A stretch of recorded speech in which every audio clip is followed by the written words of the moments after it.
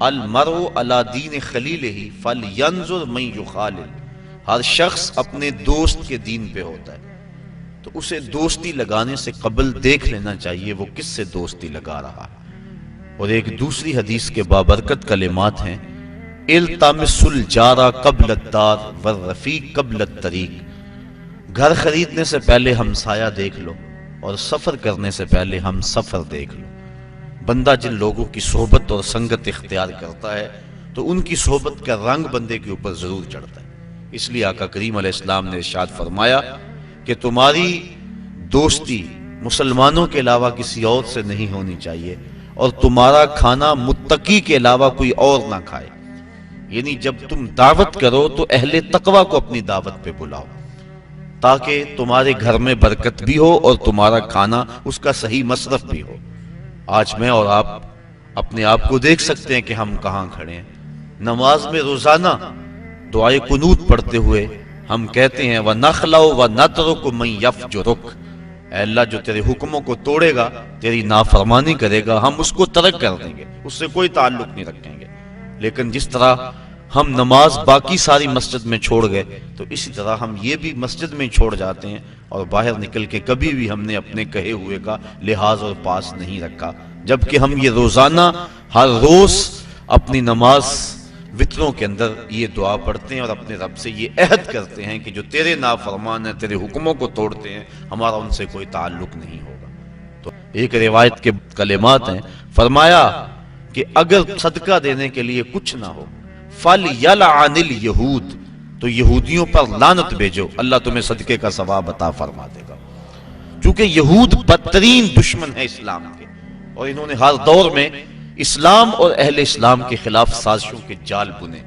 کابل سے کندھار تک، قلعہ جنگی سے دشت لیلہ تک، تورا بورا سے تکریت تک، موصل سے بغداد تک، جاوا کے ساحل سے لے کر رباط کے کوچہ و بازار تک، القدس سے کشمیر تک، نیل سے کاشغر تک، پوری دنیا کے اوپر اہل اسلام کے اوپر ظلم کی جو سیارات پھیلی ہے، ذرا دیکھیے کہ اس کے اسباب کیا ہیں۔ یہود و ہنود کا اور یہود و نصارہ کا گٹھ جوڑ، اور انہوں نے مسلمانوں کے لیے عرصہ حیات تنگ کر دیا، اور اس وقت ہم جس حالت میں ہیں کسی سے مخفی نہیں۔ ہمارے ساتھ جو کچھ ہوا، جو کچھ ہو رہا ہے اور جو کچھ ہونے والا ہے، کھول کر آنکھیں میرے آئینہ گفتار میں، آنے والے دور کی دھندلی سے ایک تصویر دیکھ۔ جو کچھ ہوا اس کا پیش منظر اگر دیکھیں پس منظر کے حوالے سے، تو وہ بڑا بھیانک اور خطرناک ہے۔ ہماری شارگیں کاٹی گئی، اور جب سارا خون بہ گیا تو وہاں پٹرول بھرا گیا۔ جب پھیپھڑے پٹرول سے بھر گئے تو ان لاشوں کو آگ دی گئی، اور جب وہ اچھلتے تھے رق سے بسمل کے تماشے کرتے تھے تو امریکی گنڈے کہہ لگاتے تھے۔ یہ کل کی کہانی ہے۔ شبرغان کی طرف جانے والے کنٹینروں کے اندر کس قدر طالبان بھر دیے گئے، اور انہیں ایک گھونٹ بھی پانی کا نہ دیا گیا۔ اور بتاتے ہیں کہ جب پیاس کی شدت ہوئی تو وہ ایک دوسرے کا پسینہ چاٹتے تھے، اور جب شبرغان جا کے کنٹینر کھولے گئے تو 3 یا 4 افراد کے علاوہ باقی سارے جو سینکڑوں کی تعداد میں تھے وہ موت کی گھاٹ اتر چکے تھے۔ وہ تو ہمارے ساتھ یہ سلوک کریں اور ہم ان کے ساتھ دوستیوں کی پینگیں بڑھائیں، یہ قطعاً گنجائش نہیں ہے۔ اسلام نے واضح طور پہ ہمیں پیغام اور حکم دیا، اور قرآن کے الفاظ اور قرآن کے بابرکت حروف ہمیں نور دے رہے ہیں اور ہمیں زندگی گزارنے کا ڈھب دے رہے ہیں۔ یا ایھا الذین آمنوا، اے ایمان والو، لا تتخذوا اليہود والنصارى اولیاء، یہود و نصارہ کو کبھی بھی دوست نہ بنانا۔ بعضهم اولیاء بعض، یہ ایک دوسرے کے دوست ہیں۔ ومن یتولہم منکم، تم میں سے جو ان کے ساتھ دوستی رکھے گا، فإنہ منہم، تو اس کا شمار انہی میں سے ہوگا۔ اس کے طور طریقے، اس کی عادتیں، اس کی زندگی کا ڈھب ان کے مطابق ڈھل جائے گا، چونکہ دوستی کا نتیجہ یہ ہے المرء علی دین خلیلہ، بندہ جس کا دوست ہو تو اس کا مذہب اور اس کے خیالات اور اس کی عادات ضرور اپنا لیتا ہے۔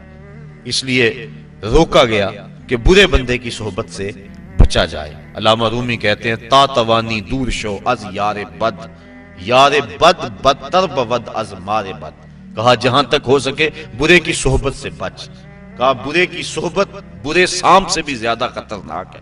پھر فرمایا اگر سانپ لڑ جائے تو انسان کی موت واقع ہو جاتی ہے، زندگی کو خطرہ ہے، اور اگر برا یار لڑ جائے تو ایمان کو بھی خطرہ ہوتا ہے۔ اس لیے ان لوگوں کی صحبت سے دور رہنا اور نفور رہنا اس کی ہی ترغیب دی گئی ہے۔ بلکہ زندگی کے شب و روز میں انسان جب بھی کسی سے دوستی کا تعلق جوڑنے لگے تو اس کو پہلے اس کے عقائد اور اس کی سوچ دیکھنی چاہیے۔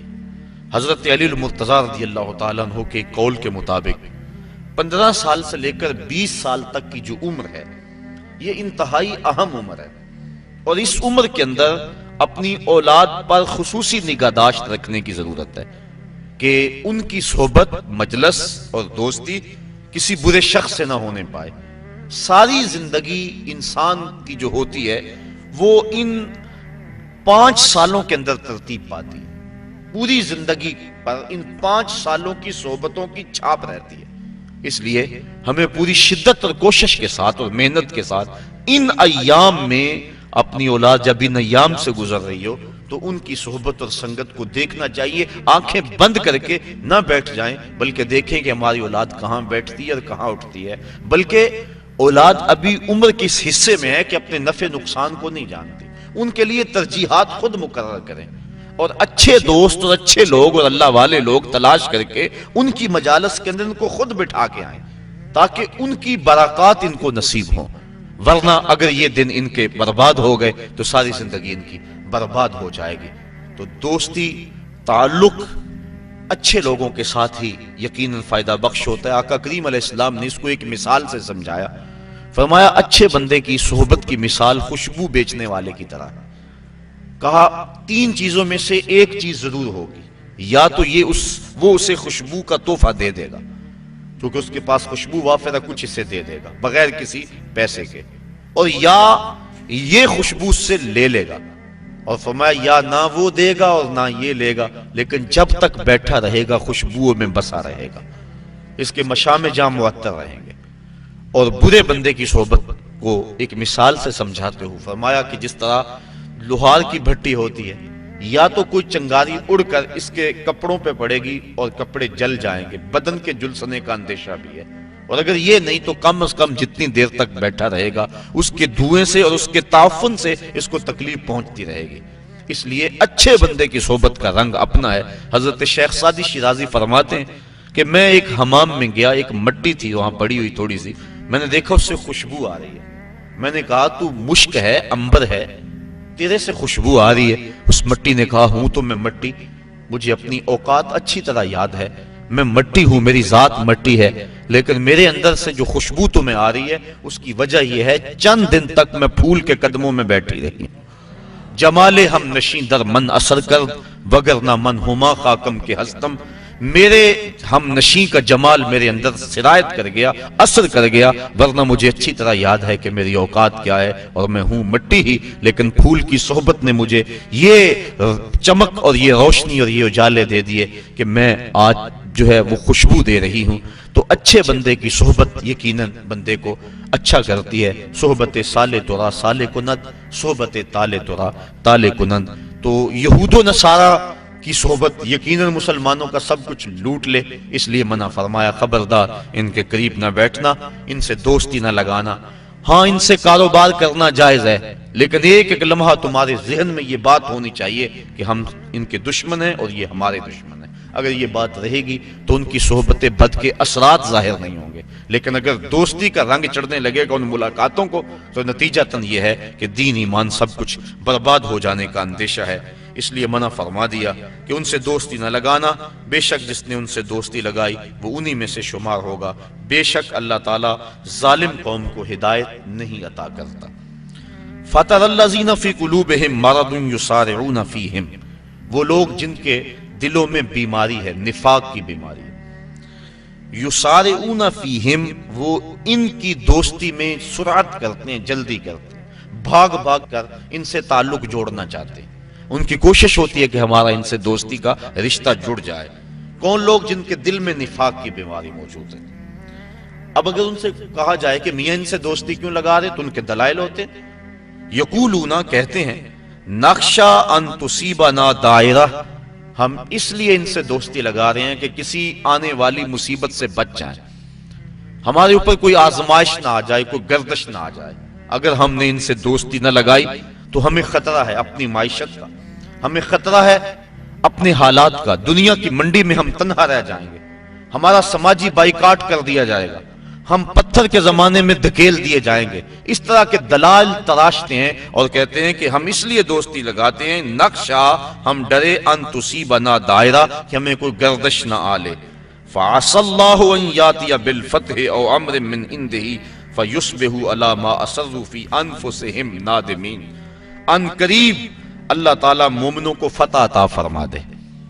ممکن ہے کہ اللہ مومنوں کو فتح عطا کر دے، او امر من عنده یا اپنی جناب سے کوئی اور چیز عطا کر دے. فَيُصْبِحُوا عَلَى مَا أَسَرُّوا فِي أَنفُسِهِمْ نَادِمِينَ. یہ دوستی گانٹنے والے اور اپنے دل کے اندر وہ چیزیں رکھنے والے یہ دیکھتے رہ جائیں گے اور شرمسار ہو جائیں گے، اور اللہ مومنوں کو سرخرو فرما دے گا.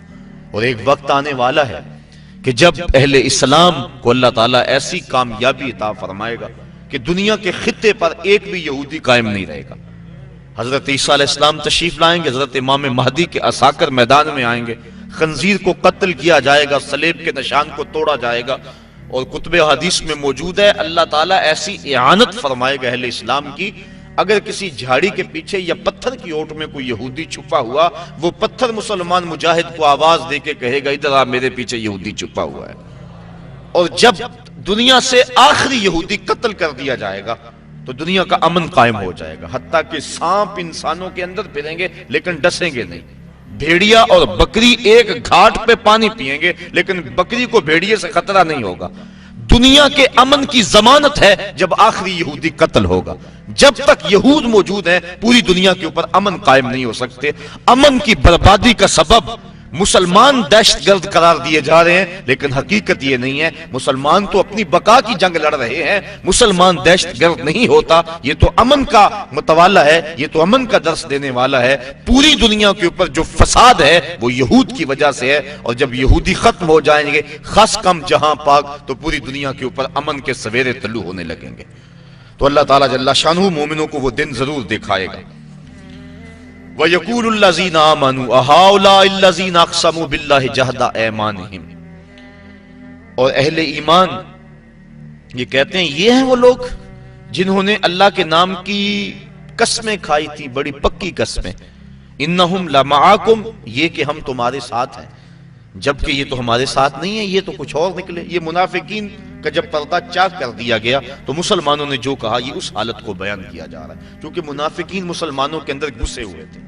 آقا کریم علیہ السلام کی ستر پوشی کی عادت تھی اور آقا کریم نہیں چاہتے تھے کہ ان کو رسوا کریں. اب انہوں نے سمجھا کہ شاید نبی کو پتہ ہی نہیں، یہ جانتا نہیں ہے، ہم ان کے اندر رہتے اور نبی کو پتہ ہی نہیں، بلکہ انہوں نے باتیں کرنا شروع کر دی. یوں آسمانوں کی خبریں تو دیتے، ہمارا تو پتہ ہی نہیں ہے. آقا کریم تو پردہ پوش تھے، انہوں نے تانا زنی علم پہ کر دی. آقا کریم ایک دن منبر پہ تشریف فرما ہوئے، فرمایا مجھے پتا چلا ہے کچھ لوگ میرے علم پہ اعتراض کرتے ہیں. فرمایا پوچھو، جو پوچھو گے بتاؤں گا. ایک شخص نے عرض کی من ابی یا رسول اللہ، آقا میرا باپ کون ہے؟ اب اس کے باپ کا تعارف تھا کہ فلاں باپ ہے، لیکن اس کا حقیقی باپ وہ نہیں تھا، باپ کوئی اور تھا. اس کے علم میں تھا، اس کو پتا تھا کہ حضور جو میرا ظاہر باپ ہے وہی بتائیں گے، لیکن آقا تو جانتے تھے. فرمایا ابو کا حذافہ، تیرا باپ وہ نہیں جو لوگ کہتے ہیں، تیرا باپ تو حذافہ ہے. ایک نے کہا میرا ٹھکانہ کیا ہے؟ قال انت فی النار، کہا تو جہنمی ہے. فبارک عمر رضی اللہ تعالیٰ عنہ، حضرت عمر فاروق اپنی پنڈلیاں بچھا کے اس طرح بیٹھے اور اپنے ہاتھ جوڑے، کہا رضیت باللہ ربا وبالاسلام دینا وبمحمد نبیا. حضور ہم اللہ کے رب ہونے پہ اور اسلام کے سچا دین ہونے پہ اور آپ کے نبی ہونے پہ راضی ہیں. یہ اعتراض ہم نے نہیں کیا، یہ کسی منافق نے بات کی ہے. تو بار بار حضرت عمر فاروق نے یہ عرض کی تو اللہ کے محبوب کا غصہ کافور ہوا، اور آقا کریم بار بار پوچھتے تھے، سلونی، پوچھتے کیوں نہیں؟ پوچھو، جو پوچھو گے میں بتاؤں گا. اللہ اکبر. تو اللہ کے محبوب کی نظر سے کوئی شے پوشیدہ نہیں ہے. حدیث میں آتا ہے، مشکات کے الفاظ ہیں، آقا کریم ایک دن تشریف لائے اور حضور کے دونوں ہاتھوں میں دو کتابیں تھیں. صحابہ کو کہا جانتے ہو یہ کتابیں کیا ہیں؟ صحابہ نے کہا اللہ و رسولہ عالم، اللہ اور اس کا رسول جانتا ہے. فما ھذا کتاب من عند اللہ، یہ کتاب جو میرے دائیں ہاتھ میں ہے یہ مجھے اللہ کی طرف سے عطا کی گئی ہے. اس میں جنتیوں کے نام ہیں، ان کے باپوں کے نام ہیں، ان کے قبیلوں کے نام ہیں. اور فرمایا یہ جو کتاب ہے میرے بائیں ہاتھ میں یہ بھی مجھے اللہ کی طرف سے دی گئی ہے، اس میں جہنمیوں کے نام ہیں، ان کے باپوں کے نام ہیں، ان کے قبیلوں کے نام ہیں. تو نگاہ سے کوئی شے پوشیدہ نہیں ہے. نبی جس کو اللہ نے اتنا بڑا منصب دیا بھلا اس کو بتلایا ہی نہیں ہے، یہ کیسے ہو سکتا ہے؟ حدیث میں آتا ہے، مسلم میں اور دیگر کتب میں کتاب الملاحم میں روایت موجود ہے، اللہ کے محبوب علیہ السلام نے ایک دن فرمایا قرب قیامت میں جب دجال آئے گا نا تو میرے غلام اس دجال کے مقابلے میں نکلیں گے. فرمایا انی لعارف اسماءہم واسماء آبائہم والوان خیولہم، میں اپنے ان غلاموں کے ناموں کو جانتا ہوں، ان کے باپوں کے ناموں کو جانتا ہوں، جن گھوڑوں پہ چڑھ کے جہاد کریں گے میں محمد ان گھوڑوں کے رنگوں کو بھی جانتا ہوں، وَأَلْوَانَ خَيُولِهِمْ، ان گھوڑوں کے رنگوں کو بھی میں جانتا ہوں کہ کون سا غلام کس رنگ کے گھوڑے پہ چڑھ کے جہاد میں آئے. اب منافقین اتنا کچھ ہونے کے باوجود بھی کہتے تھے لو ہم اندر بیٹھے ہیں ہمارا تو پتہ ہی نہیں ہے. تو یہ ان کی غلط فہمی موجود تھی. اللہ کے محبوب تو پردہ پوشی کی وجہ سے نہیں بتا رہے تھے، لیکن جب انہوں نے اس طرح کے اعتراضات بہت زیادہ کرنے شروع کر دیے، ایک دن اللہ کے محبوب جلال میں آئے اور فرمایا اخرج فلاں ابن فلاں من المسجد انت منافق، فرمایا فلاں اٹھ چلا جا تو منافق ہے، فلاں تو بھی مسجد سے باہر نکل جا تو منافق ہے. حضرت عمر فاروق کی یہ آرزو ہوا کرتی تھی کہ کبھی منافق الگ ہو جائیں، کھوٹا کھرا الگ الگ ہو جائیں تو پھر مزہ آ جائے، لیکن کچھ حکمت کے تحت حضور ابھی کرتے نہیں تھے. حضرت عمر فاروق موقع پہ موجود نہیں تھے، وہ نماز پڑھنے کے لیے آئے، دیکھا کہ کتنے لوگ جا رہے ہیں، پریشان ہو گئے، جماعت میری رہ گئی. تو ایک بندہ دروازے پہ کھڑا تھا جو جانتا تھا کہ حضرت عمر فاروق کی عادت کیا ہے اور منافقین کے بارے میں ان کے کیا جذبات ہیں. انہوں نے کہا ابشر یا ابن خطاب، ابن خطاب تمہیں مبارک ہو. کہا مبارک دے رہے ہو، میری جماعت ختم ہوگی تم مبارک دے رہے ہو. کہا جماعت ابھی ہونی ہے. تو کہا یہ کیوں جا رہے ہیں؟ کہا تمہاری آرزو پوری ہو گئی. اللہ کے محبوب نے منافقوں کو مسجد سے نکال دیا ہے.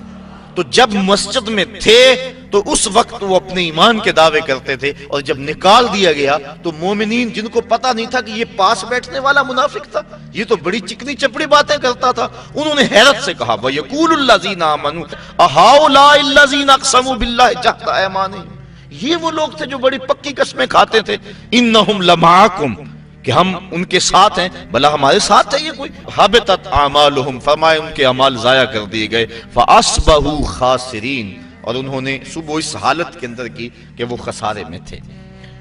یا ایھا الذین آمنوا من یرتد منکم عن دینہ، اے ایمان والو تم میں سے اگر کوئی دین سے منحرف ہو جائے، مرتد ہو جائے، دین کو چھوڑ دے.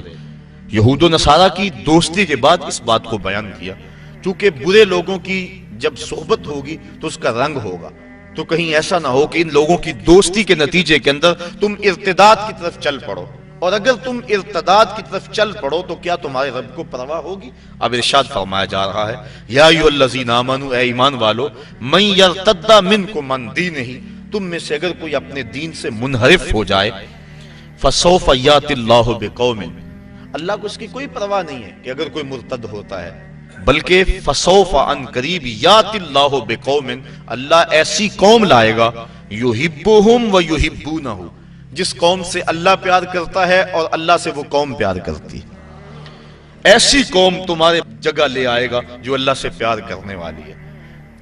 قل ان کنتم تحبون اللہ فاتبعونی یحببکم اللہ، ارشاد فرمایا گیا اگر تم اللہ سے پیار کرتے ہو، اب محبوب کہہ دو کہ میری اتباع کرو، جب میری اتباع کرو گے تو اللہ تم سے پیار کرے گا. وہاں یہ ہے بندے کا پیار مقدم اور مالک کا پیار بندے کے ساتھ، اس کو مؤخر بیان کیا گیا. لیکن یہاں فرمایا گیا کہ ایسی قوم لائے گا کہ جس سے اللہ پیار کرتا ہے، جب اللہ پیار کرتا ہے تو وہ قوم بھی پیار کرتی، یعنی اللہ کے پیار کو مقدم رکھا گیا.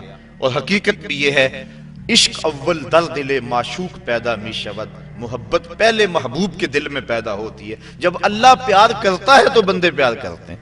حضرت حسن بصری رضی اللہ تعالیٰ عنہ فرمانے لگے جلدی جلدی مصلی بچھاؤ، میرا رب مجھے یاد کر رہا ہے تو میں بھی چاہتا ہوں کہ میں اسے یاد کروں. تو کہا مریدین نے حضرت آپ کو کیسے پتا ہے کہ آپ کا رب آپ کو یاد کر رہا ہے؟ کہا میرے دل میں اس کی یاد آ رہی ہے، تو وہ یاد کر رہا ہے تو مجھے یاد آ رہی ہے.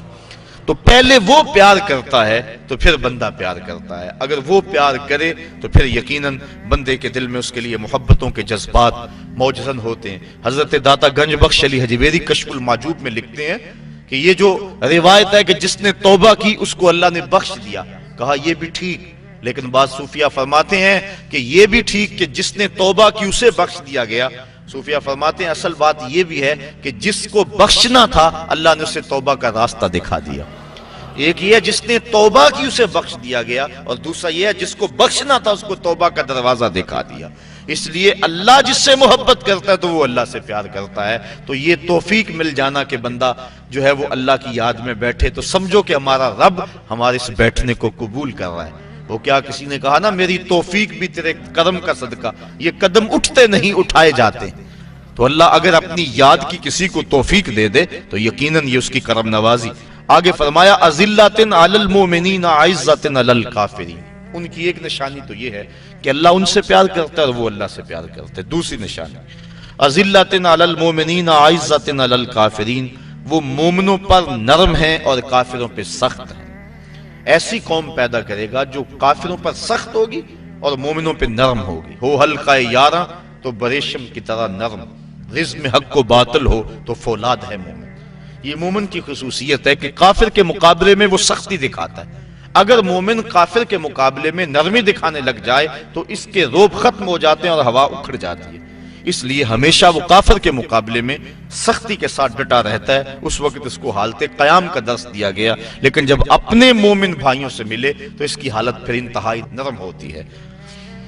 مسافے زندگی میں سیرت فولاد پیدا کر، اقبال نے کہا تھا مسافے زندگی میں سیرت فولاد پیدا کر، شبستان محبت میں حریر و پرنیاں ہو جا، گزر جا بن کے سیلے تند رو کو ہو بیاباں سے، گلستہ راہ میں آئے تو جوئے نغمہ کہاں ہو جا.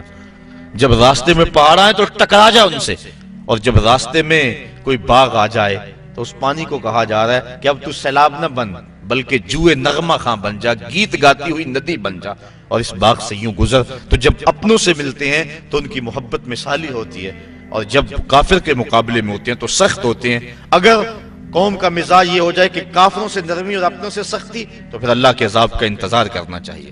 یجاہدون فی سبیل اللہ، ان کی ایک صفت یہ ہے کہ وہ اللہ کے راہ میں جہاد کرتے ہیں.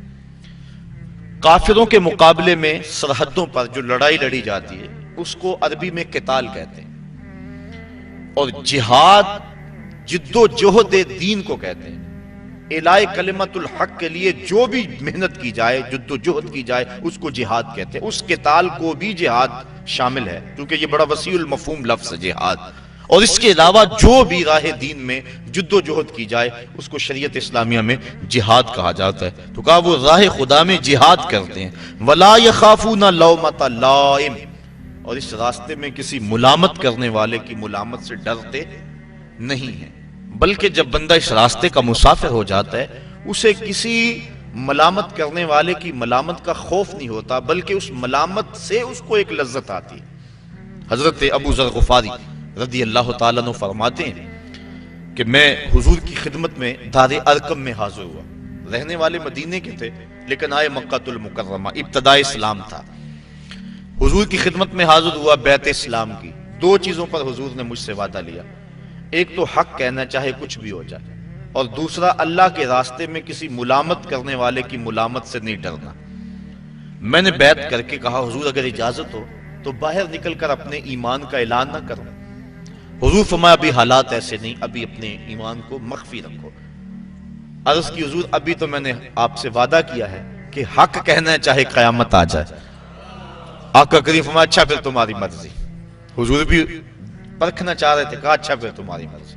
حضرت ابو ذر غفاری کی سنیے، کتب سیر میں واقعہ موجود ہے. کہتے ہیں میں سین حرم میں آیا، کیا دیکھتا ہوں کہ صنادید قریش نشستیں جمائے بیٹھے ہیں اور ان کے چیلے چانٹے ان کے ارد گرد جو ہے وہ حلقوں میں بیٹھے ہوئے.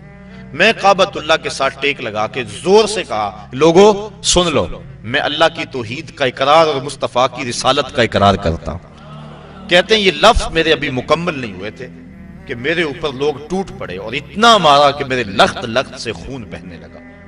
حضور کے چچا حضرت عباس بن عبد المطلب رضی اللہ تعالی عنہ وہ وہاں موجود تھے، ابھی اسلام کی دولت سے مالا مال نہیں ہوئے. انہوں نے کہا لوگو اپنی معیشت پہ ترس کھاؤ اور اس شخص کو چھوڑ دو. تم جانتے نہیں یہ شخص کون ہے؟ یہ بنو غفار کا شخص ہے، اور بنو غفار مدینے میں رہائش پذیر قبیلہ ہے. تمہاری معیشت کا انحصار تجارت پہ ہے، اور تجارت بھی شام کی، اور شام کا جو راستہ ہے وہ مدینے کے قریب سے گزرتا ہے. اگر تم نے اس شخص کو قتل کر دیا تو تمہارے شام کی طرف جانے والے قافلے غیر محفوظ ہو جائیں گے اور تمہاری معیشت جو ہے وہ کمزور پڑ جائے گی. اس پہ رحم نہ کرو، اپنی معیشت پہ ترس کھاؤ اور اسے چھوڑ دو. لوگوں کے ذہن میں یہ دلیل سمجھ میں آئی، لوگوں کے نے قبول کیا اور کہتے ہیں مجھے چھوڑ دیا. اب سنیے لفظ حضرت ابو ذر غفاری کے، کہتے ہیں میں نے آب زمزم سے زخموں کو دھویا، ایک چادر لی، سین حرم میں لیٹ گیا رات گزارنے کے لیے، لیکن ساری رات گزر گئی مجھے نیند نہ آئی. کیوں نیند نہ آئی؟ کہ زخم زیادہ تھے، درد ہو رہا تھا. یقیناً یہ بات بھی ہوگی، لیکن حضرت ابو ذر غفاری کے نیند نہ آنے کا سبب خود بیان کرتے ہیں. کہا مار کھانے میں اتنا مزہ آیا تھا کہ میرا جی چاہتا تھا دوبارہ دن چڑھے، وہ پھر آئے اور پھر میں اعلان کروں، اور جو حال میرے ساتھ کل ہوا تھا دوبارہ پھر ہو. وہ مزہ دیا تڑپ نے میری آرزو ہے یارب، میرے دونوں پہلوؤں میں دل بے قرار ہوتا. ایک پہلو میں دل ہے تو اتنا لطف آ رہا ہے، اگر دونوں پہلوؤں میں دل ہوتا تو کیا کیفیت ہوتی. کہا ساری رات انتظار میں گزر گئی اور جی چاہتا تھا کہ دوبارہ دن چڑھے اور پھر اپنی مسجدوں پہ آئیں اور پھر میں توحید کا غلغلہ بلند کروں اور پھر وہ میرے اوپر ٹوٹ پڑے، یہ زخم دوبارہ آئیں اور اس تکلیف سے جو لذت مجھے کل ملی تھی پھر دوبارہ ملے. کہا پھر جب صبح ہوئی اور وہ آ کے بیٹھ گئے، میں نے دوبارہ کھڑے ہو کے وہی اعلان کیا اور میرے اوپر ٹوٹ پڑے. پھر مزاحم ہوئے حضور کے چچا اور اگلے دن پھر رات میری بڑی مشکل گزری اور میں یہ انتظار کرتا رہا دن چڑھے تو پھر توحید کا اعلان کروں. تو وہ اللہ والے جو لوگ ہیں، اگر ان کو اس راستے میں کوئی تکلیف پہنچتی ہے یا کوئی ملامت کرتا ہے تو جب وہ جم جاتے ہیں دین پہ اور روح دین ان کو نصیب ہو جاتی ہے تو اس ملامت سے ڈرتے نہیں ہیں، بلکہ اس ملامت کرنے والے کی ملامت کی پرواہ کیے بغیر اپنے سفر کو جاری رکھتے ہیں. مار کھانے کے باوجود، تکلیفیں اٹھانے کے باوجود، ملامتیں سہنے کے باوجود حق پہ جمع رہنا اور یہ دولتیں مل جانا، یہ کیا انسان کے بس کا روگ ہے؟ کہا نہیں، ذالک فضل اللہ یؤتیہ من یشاء، یہ اللہ کا فضل ہے، جسے چاہے عطا فرما دے، جسے چاہے کرم نوازی فرما دے. واللہ واسع علیم، اللہ تعالیٰ وسعت والا اور علم والا ہے. اب انسان کو منع کر دیا یہود و نصارہ سے دوستی نہیں کرنی، جو اللہ کے دشمن ان سے دوستی نہیں کرنی. آگے منع کر دیا کہ اہل کتاب سے بھی دوستی نہیں رکھنی، کفار سے بھی دوستی نہیں رکھنی. انسان تو معاشرتی حیوان ہے، کسی سے دوستی ہوگی تو زندگی گزرے گی. جب دوستی ان سب کی دوستی سے ممانعت کر دی گئی تو پھر یاری کس سے لگائے، دوستی کس سے لگائے؟ ویسے تو بندہ جی نہیں سکتا، اکیلا تو رہ نہیں سکتا. کہا آؤ بتائیں کس سے دوستی لگانی ہے. انما ولیکم اللہ ورسولہ، بے شک تمہارا دوست اللہ اور اس کا رسول ہے. آؤ ان سے دوستی کا ناتا جوڑ لو. دنیا داروں سے دوستی لگاؤ گے، بعد میں بے وفائی کا زخم اپنے سینے پہ لے کر روتے رہو گے کہ ہم جن کے لیے مرے تھے وہ وضو کرتے رہے اور جنازہ بھی نہ پڑا. پھر کیا کچھ کہتے پھرو گے. آؤ ان سے دوستی لگاؤ جو دنیا پر بھی اور آخرت پر بھی وفا کی ریت کو نبھاتے ہیں. انما ولیکم اللہ، بے شک تمہارا دوست اللہ ہے، ورسولہ، اور اس کا رسول ہے. والذین آمنوا الذین یقیمون الصلاۃ، اور وہ اہل ایمان ہیں جو نماز پڑھتے ہیں، نماز قائم کرتے ہیں. ویؤتون الزکوٰۃ، اور زکوٰۃ ادا کرتے ہیں. وہم راکعون، اور ان کے دل اللہ کے حضور جھکے ہوئے ہیں. وہ ہیں تمہارے دوست اور ان سے دوستی تمہیں نفع دے گی. ومن یتول اللہ ورسولہ، اور جو اللہ اور اس کے رسول سے دوستی لگائے. والذین آمنوا، اور اہل ایمان سے دوستی لگائے. فإن حزب اللہ هم الغالبون، بے شک اللہ کا گروہ ہی غالب ہے اور غلبہ اسی کے پاس ہے اور وہی غلبہ دینے والا ہے. تو اہل اسلام کو ان کو راہ عمل دی گئی اور بتایا گیا تم نے کس سمت پہ چلنا ہے. کہیں غلط فہمی میں اپنا سب کچھ برباد نہ کر بیٹھیں. اسلام نے ان کو راہ عمل دے دیا کہ غلبہ تو اسلام کے پاس ہی ہے اور حق ہی غالب رہتا ہے. باطل چند دنوں کے لیے پنپتا ضرور ہے، لیکن جو ہے وہ حقیقی طور پہ فتح حق کو ہوا کرتی ہے. اس لیے اس وقت پوری دنیا کے جو حالات ہیں وہ کس سے مخفی ہیں اور کون نہیں جانتا. اس وقت ہمیں آنکھیں کھول کے زندگی گزارنے کی ضرورت ہے اور اپنے دین کو سمجھنے کی ضرورت ہے.